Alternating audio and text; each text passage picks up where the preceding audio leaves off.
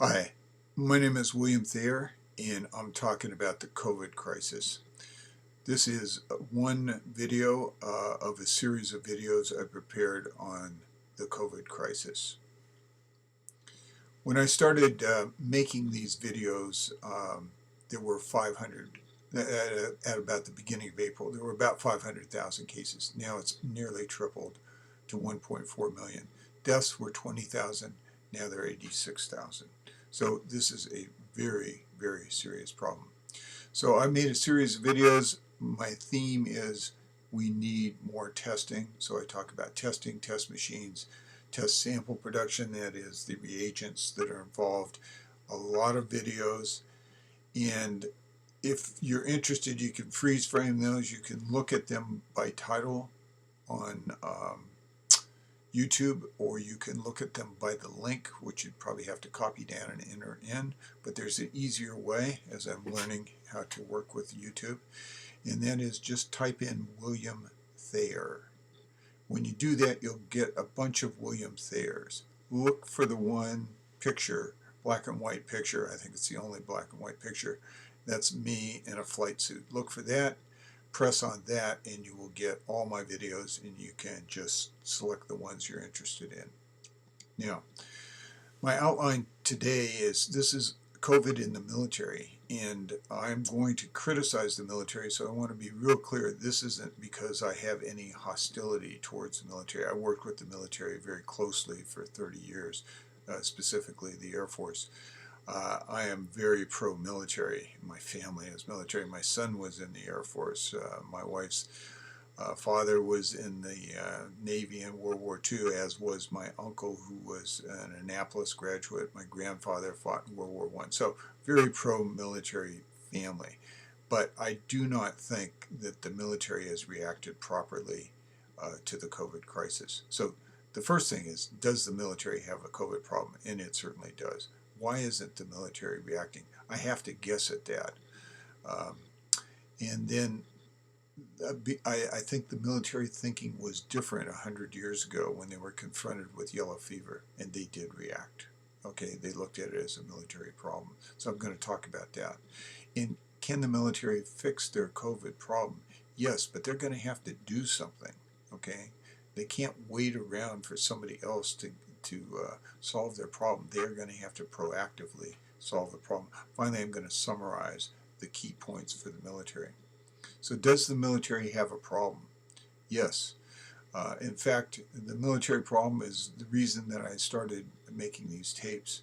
Uh, the USS Roosevelt, one of our finest aircraft carriers, the sailors had shore leave in Vietnam, came back, probably sick with COVID, infected 20% of the crew. 950 out of 5,000 sailors were infected.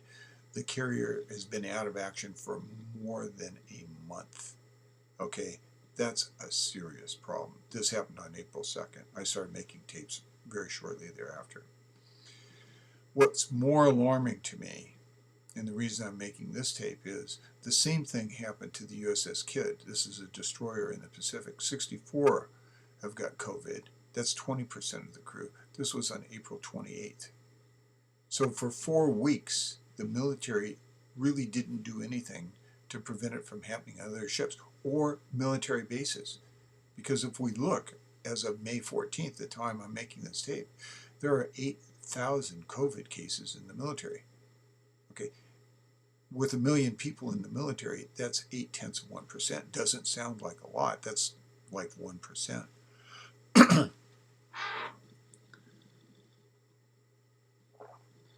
But if you just say, hey, it's going to be a year before we have a vaccine, multiply that number times 12, and you get 10% of the military would be projected to have COVID. That's a serious problem. So the military has really got to react to that. In 0.8% compared to what? Let's compare it to the whole U.S. population that has been sick with COVID. 1.4 million cases, which is a lot of cases. But we got 330 million people. That works out to be 0.4% of the general population versus 0.8% for the military. The military has double the infection rate of the U.S. That's not good performance by the military. I'm sorry, it isn't. So does the military have a COVID problem? Absolutely yes. What is the problem? Well, the Roosevelt is down there in the lower right. That's a picture of the aircraft carrier, great aircraft carrier. Uh, the problem is they didn't have enough test machines or test kits to test their people on the Roosevelt to figure out who was sick and isolate them. Okay? Eventually, they tested every crew member once they got to Guam. This took them a long time. It should have been done in a day. Okay? And same thing for the kid. They should have been able to isolate their problem and keep it well below 20% of their crew being sick. Okay? No comprehensive testing is obviously being done in the military. So why isn't the military reacting to this? I have a lot of military friends, and I've talked to them about this, and not one of them thinks that COVID is a military problem. They think it's a health problem, not a military problem. If it's a health problem, it's not a military problem, it's a CDC problem. Okay? The military mindset, as best I can determine, is they're concerned with rifles, cannons, fighter planes, aircraft carriers, but not infections. Okay? It's a CDC problem. It's not a military problem. In my opinion, this is so wrong. It's a military problem. Now, the military didn't always think the way they're thinking today. When they were confronted with yellow fever 100 years ago, they reacted entirely different. They considered it a military problem. So this was at the time of the Spanish-American War in 1898. Now, I've got some pictures here. Theodore Roosevelt is in the picture at the left. That's with his Rough Riders. They charged up San Juan Hill. That was key in defeating the Spanish in Cuba. The aircraft carrier down below that started me making these tapes is the USS Theodore Roosevelt, named for Teddy Roosevelt, who charged up San Juan Hill. What Teddy Roosevelt knew, now he was in Cuba, and they lost 400 soldiers to the Spanish army.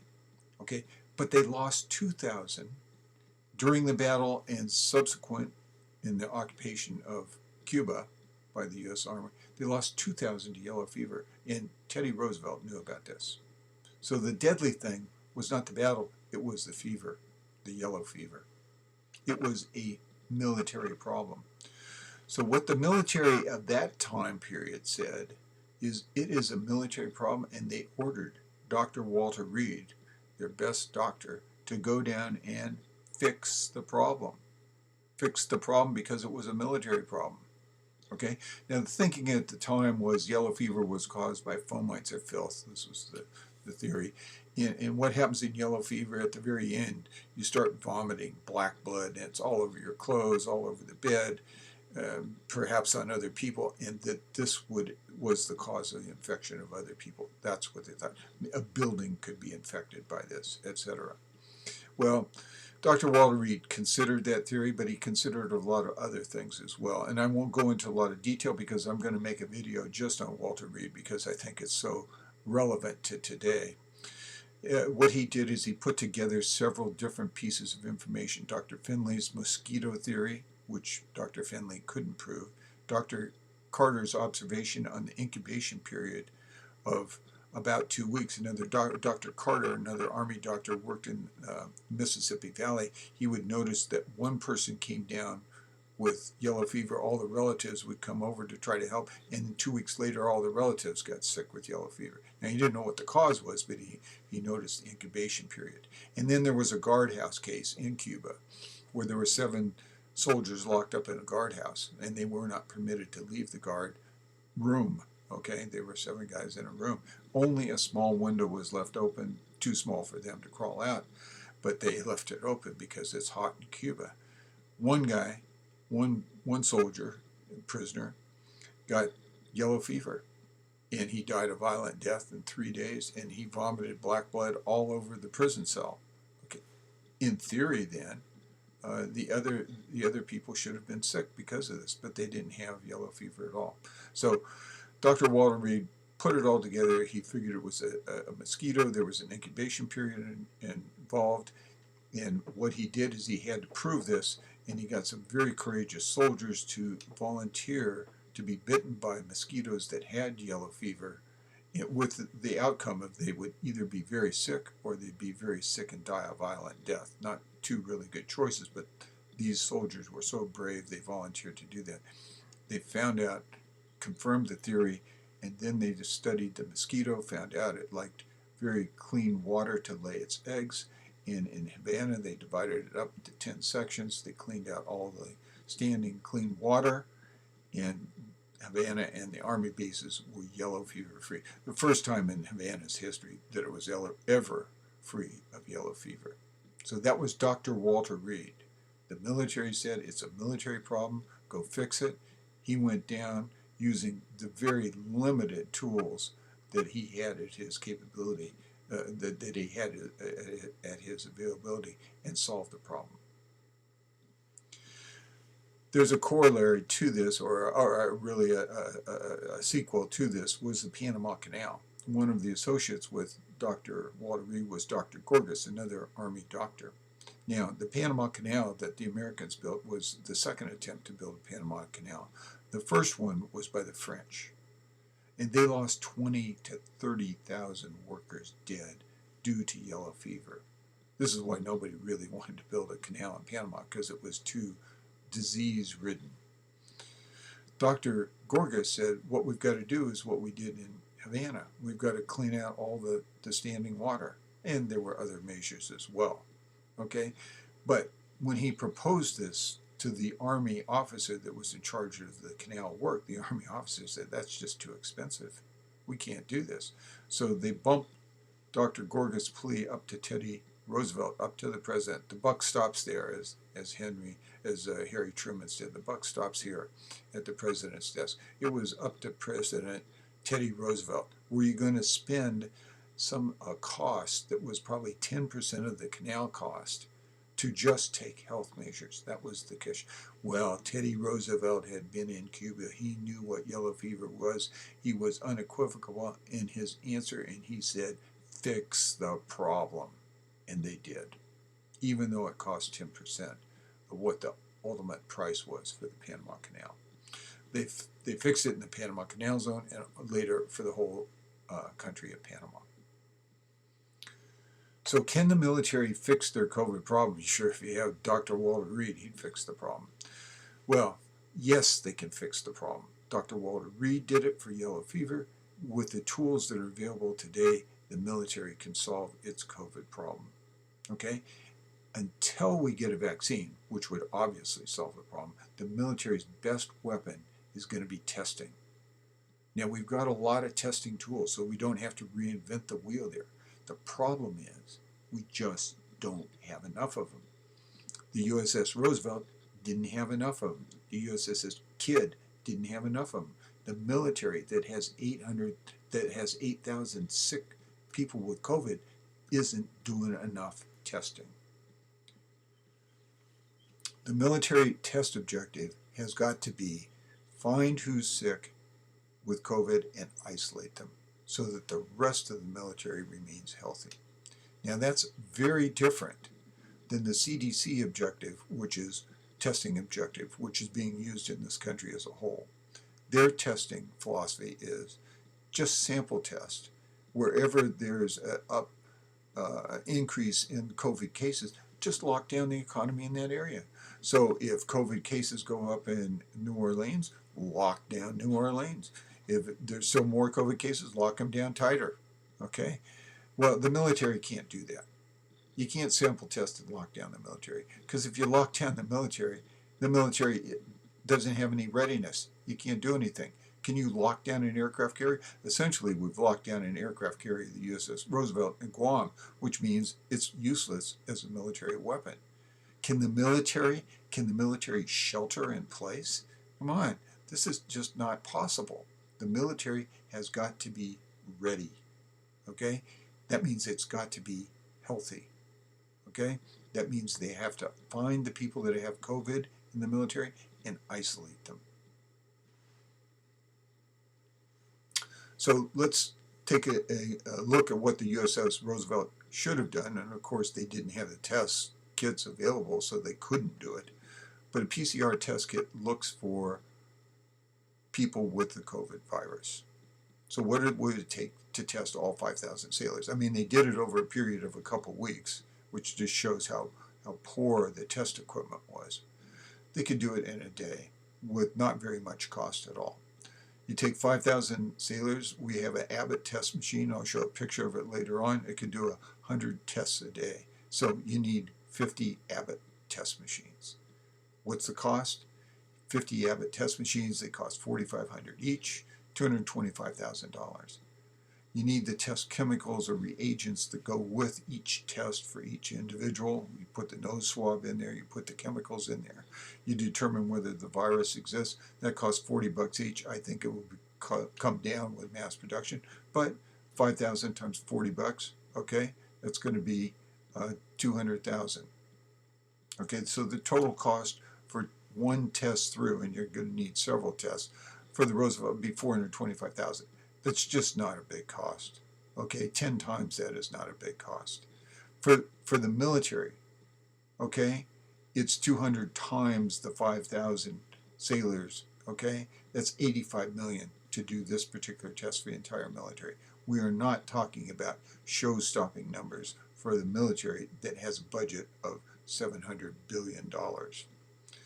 Let's look at a different test, antibody tests. The antibodies are the reaction of the immune system in your body to the COVID. You can detect those. So if you have antibodies, you've had COVID. If you don't have antibodies, you don't have COVID. Okay? This is even quicker test. You could do all 5,000 sailors in 10 minutes. Okay? If they each had a test kit. The Phamatech antibody test kit, which I have discussed in a previous video, costs $25. It takes 10 minutes to do it, and it can be done by the individual themselves. Just like diabetes, people prick their finger, get a little bit of blood, they do a test. This is very similar to that. The total cost, 5,000 sailors times $25, $125,000. Not a big cost. Okay, cost for the 1 million people in the military, 25 million. Again, not a showstopper. Let me talk about test accuracy just a little bit. The antigen tests are just coming out, and they're very good because they're fast and they're cheap. Okay, they're less accurate. Let's say that we've got an antigen test with 80% accuracy, and I'm going to give this example as a Roosevelt. I'm just going to have 100 people here. Obviously, I need 5,000. I need a really big chart with 5,000 people. But I'll just give you the idea here with this chart. I've got 100 people represented here. The blue are the healthy people. The red are the people with COVID. Okay, now somebody that was like the captain of Roosevelt wouldn't know who was sick and who wasn't. Okay, they don't wear red uniforms. Okay, but that's just to represent who's ill. So what you're going to have to do to find out who's ill is to run an antigen test, but it's not going to be 100% accurate. Okay, you're not going to identify all those red people with the first test run. So if I ran it through, I'm going to get 80% of the people. Of those red people, which are the ones that I'm really interested, the ones with COVID, there's 20 that have COVID. I'm going to identify 16.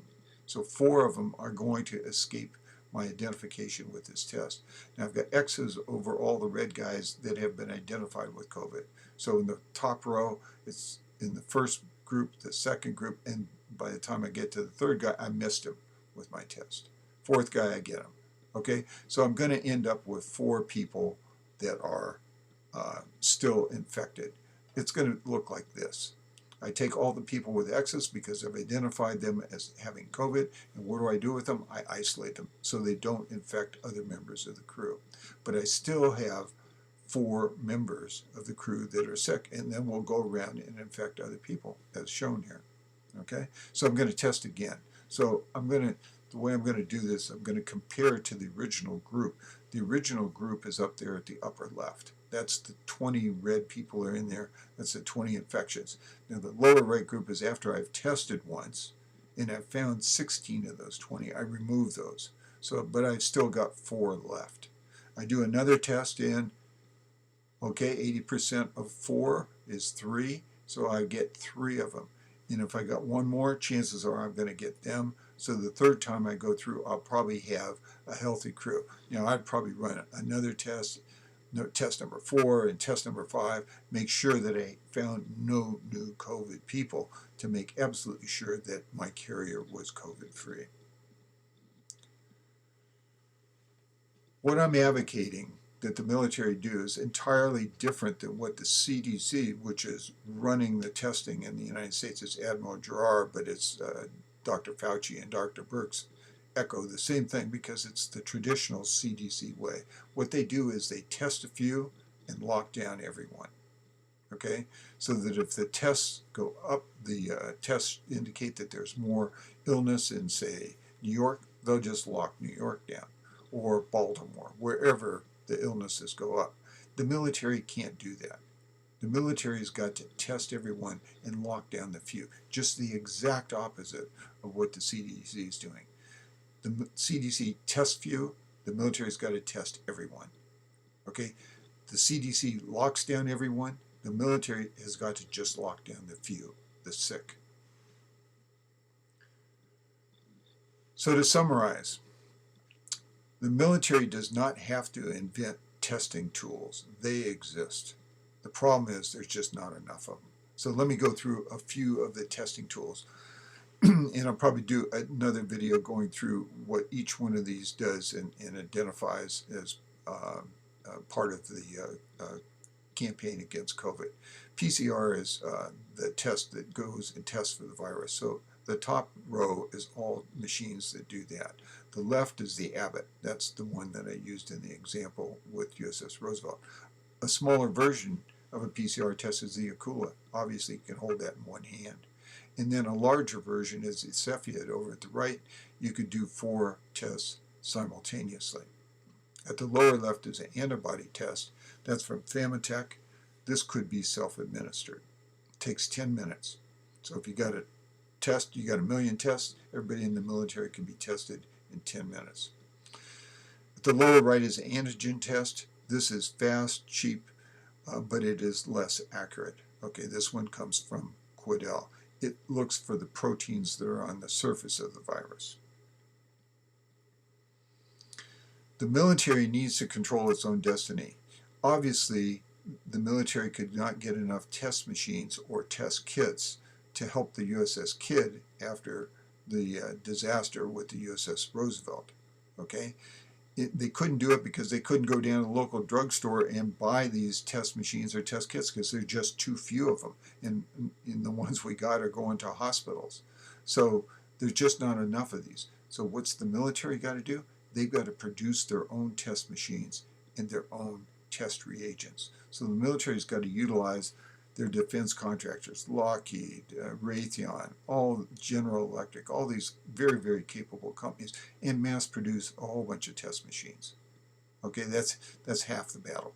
The other half of the battle is they've also got to mass produce the test reagents. And these are made by small boutique companies that have got like 20, 30, 40 people in them. Okay, that cannot produce millions of kits. Okay, so you've got to either work with these companies to ramp up production, or you've got to get other larger companies, large chemical companies like Dow, DuPont, or ExxonMobil Chemical, they're a big chemical company as well, to help out in the production, mass production of reagents. In the military, can't rely on going out to the marketplace and buying these test machines and reagents. They've got to produce their own. They've got to control their own destiny. The military needs the next Walter Reed. Okay? The military has got to say defeating COVID is a top priority. You got to put the right people in charge of mass production, the right people in charge of testing. You got to give the order, fix the problem, don't worry about what it costs, we will pay for it. The military has got to be prepared. This is not a problem in April and May of 2020. This is going to be a problem probably until 2021, sometimes in 2021 when we have a vaccine. And if you don't want to see 10% of the military sick with COVID between now and then, you've got to have systematic testing to keep COVID out of the military. The driving principle has got to be don't test few and lock down everyone. That's just not going to work for the military. You've got to test everyone and just lock down the few, the sick. Thank you very much for your attention, and stay healthy.